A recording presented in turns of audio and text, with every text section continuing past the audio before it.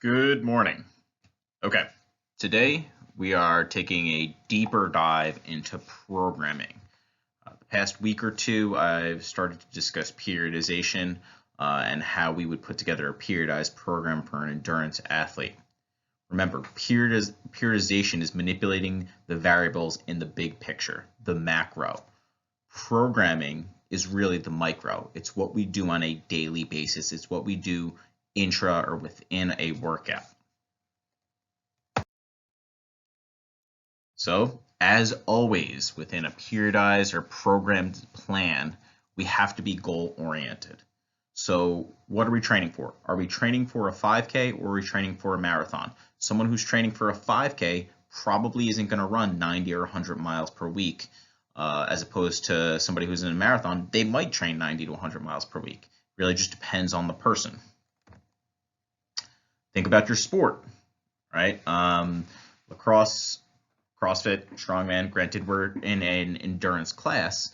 I think this last rule of thumb is important because a lot of you guys probably aren't going to end up working with endurance athletes, but many of you might go forward and actually work as some sort of team or coach. So, in my opinion, most sports, especially team sports, when you're training for aerobic endurance, really it should be largely metabolically based as opposed to pure endurance running, which should be cardiovascularly based. So breaking that down, if you're coaching a sport like basketball or volleyball, what some coaches might do in the off season or in preseason or even early season is they have their athletes just run mileage. They just go out for 2 miles, go out run 3 miles. And in my opinion, that's probably not the best way to go for the majority of your training. For most team sports, you should be thinking about the energy systems that are utilized within the sport. So in a sport like basketball, which is heavily glycolytic, you probably want to use something that's going to mimic that energy system more often than not. So repeated sprints is probably a better use of time. So I have to throw that caveat out there because I don't think we should be training sports or team sports like we would train our endurance athletes. And I think that's a mistake that a lot of coaches make in the off season or preseason. Just too much running as opposed to addressing specific energy systems. So let's say a goal is to raise the VO2 max. I think this is an okay goal depending on the client you're working with. There's some problems with it though.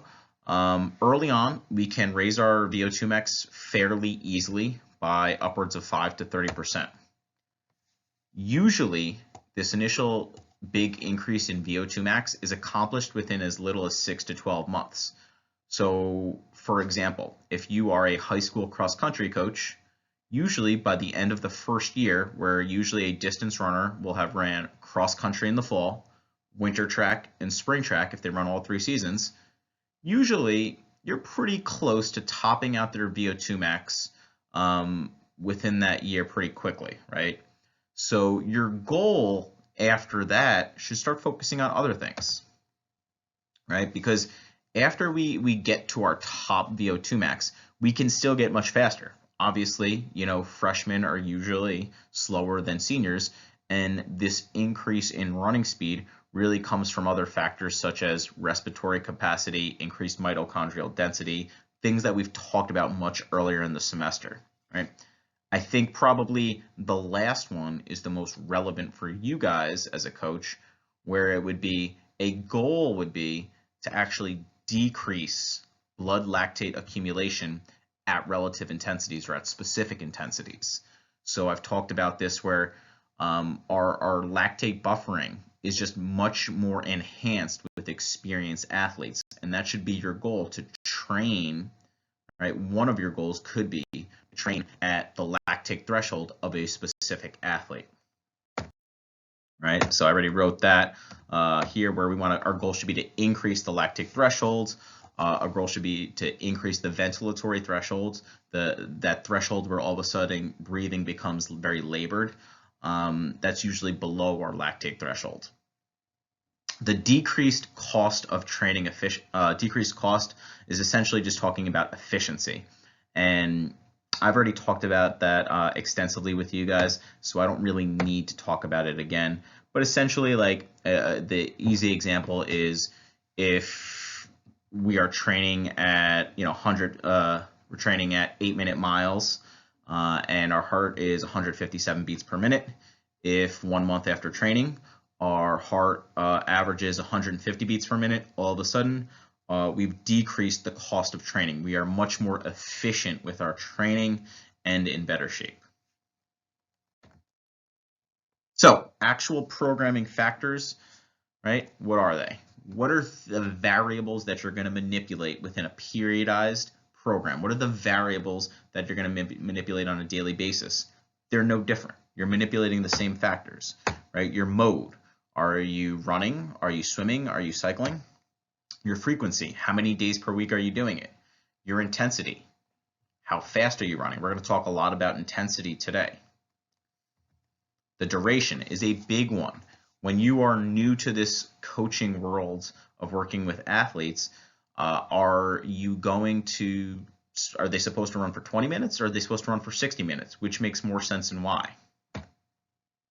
And then building in logical progressions, which is a little bit tougher to do in this, we're making up athletes, we're not actually working with athletes, but it's a little bit harder and it's a little bit more arbitrary because you have to see what works best for the individual athlete.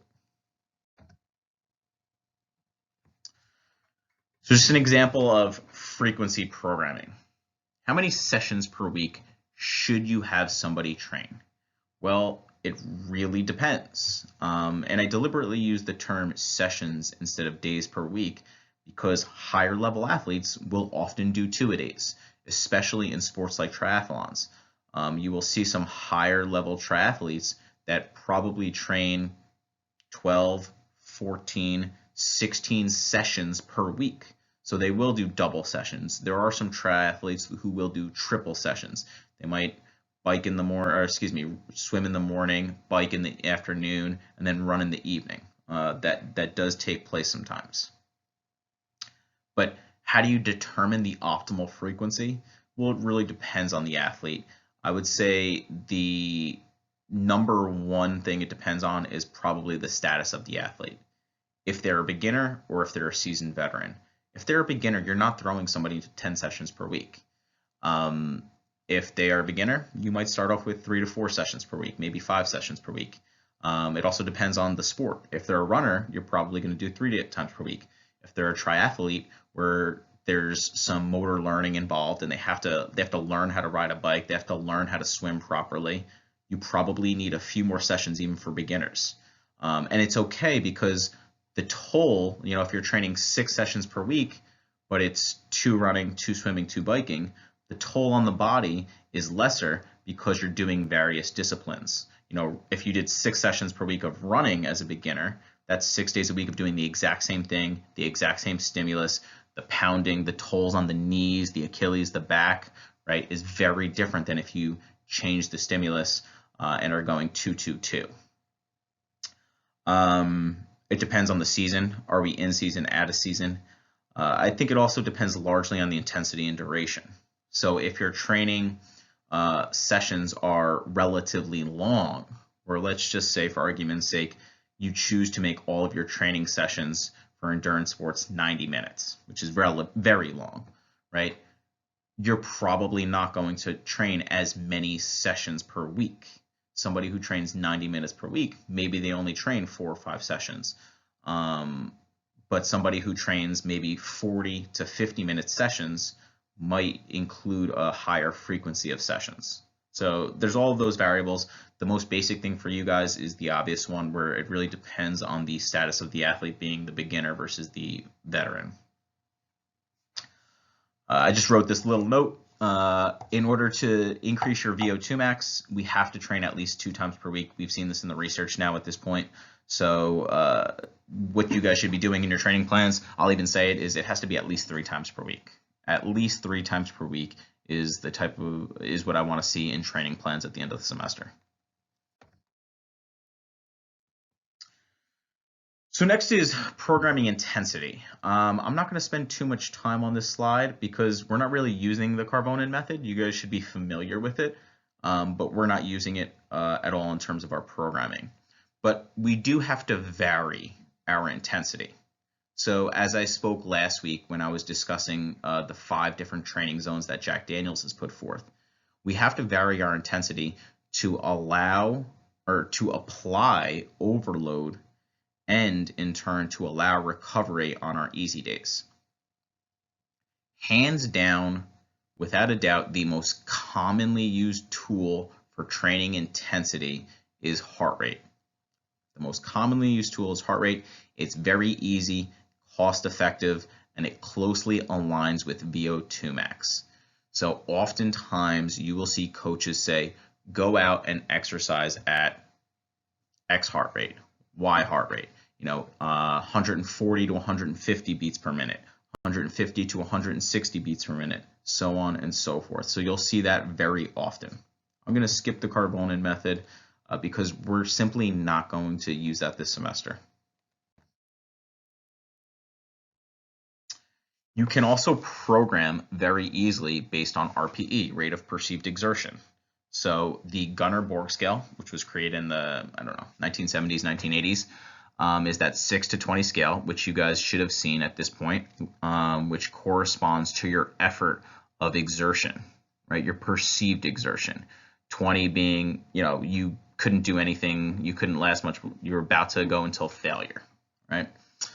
I think using RPE is actually another tool that's probably underutilized by coaches. Going out and telling them to exercise at a 13, a 14, a 15, a 19. It's very useful because when Gunnar Borg created his scale, it was supposed to closely align with heart rate. So if somebody is on the treadmill and they say that their perceived exertion is a 14, their heart rate should be, give or take, around 140 beats per minute, right?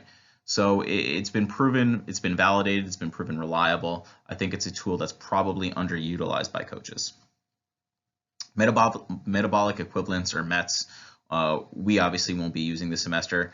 Endurance coaches don't really use metabolic equivalents in terms of programming intensity.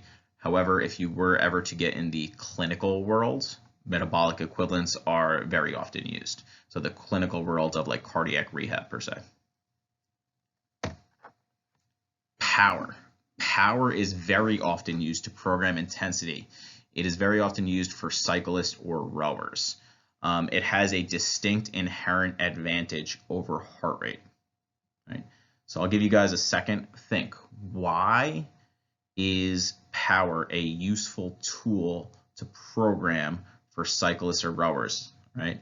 So those of you that have been to a gym and you've got on the rower or the erg as it's called, and you start pulling, one of the settings will display is wattage, which is a measure of power output. And then you could simply program based on, stay between 600 and 700 watts for 20 minutes, something along those lines.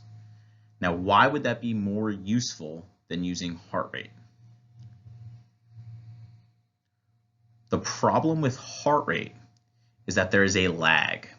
It sometimes takes time to catch up to truly reflect your current exertion.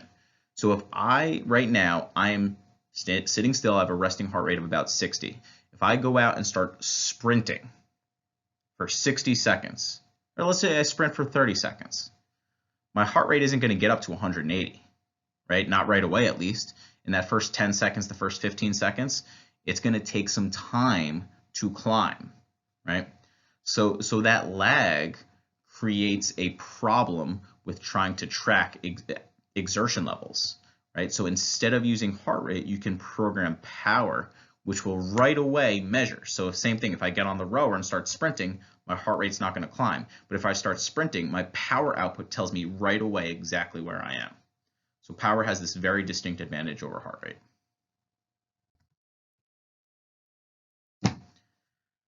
Paces. So oftentimes, in addition to heart rate, coaches will use paces. They are used probably just as common, especially at the high school and college level when working with athletes. So on the left, you've got some examples of terms coaches might use for paces, whether it's long, slow, distance, interval, repetition. And then on the right, you'll see the actual paces that Jack Daniels uses in his text. And these are the exact paces that were copied and pasted from last week's slides. Everything from easy pace all the way to repetition pace.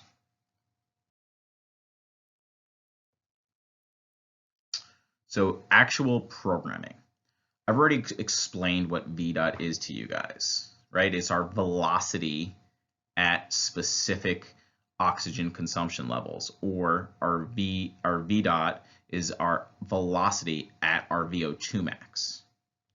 So what Jack Daniels went and did is he created a score associated with this velocity, ranging from 30 up to like 80 something.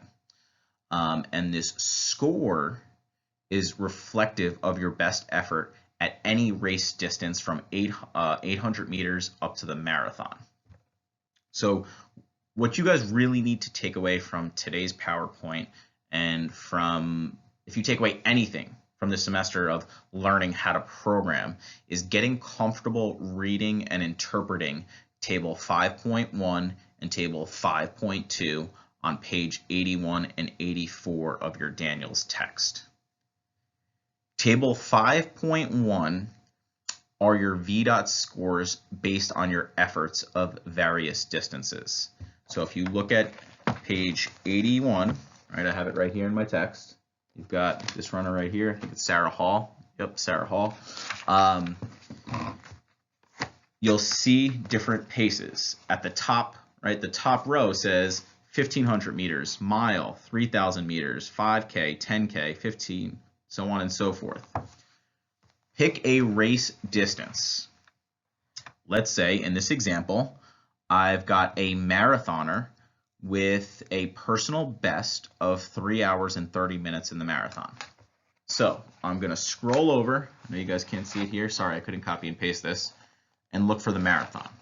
I find the marathon row. I go down that column and I try to find their best marathon pace.